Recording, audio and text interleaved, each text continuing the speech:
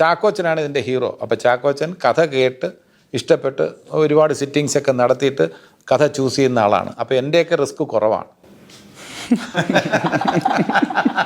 ഇപ്പൊ ചാക്കോച്ചൻ സെലക്ട് ചെയ്തു, അപ്പൊ ആ ഒരു ഫിൽട്രേഷൻ കഴിഞ്ഞു, അതുകൊണ്ട് കുറച്ചുകൂടെ ആ സംഭവം ഈസി ആയി.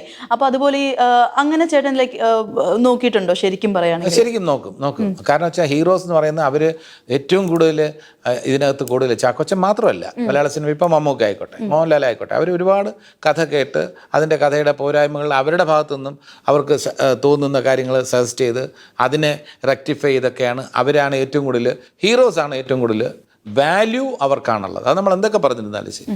അപ്പോൾ വാല്യൂ എന്ന് പറയുമ്പോൾ ഇതിൻ്റെ ഏറ്റവും കൂടുതൽ ഷോൾഡർ ചെയ്യുന്ന റെസ്പോൺസിബിലിറ്റി ഷോൾഡർ ചെയ്യുന്നത് ഞങ്ങൾ 4 പേരിൽ ചാക്കോച്ചനാണ് ഏറ്റവും കൂടുതൽ റെസ്പോൺസിബിലിറ്റി ഷോൾഡർ ചെയ്യുന്നത്. അപ്പോൾ ചാക്കോച്ചൻ കൂടുതൽ കേൾക്കും, സ്വാഭാവികം.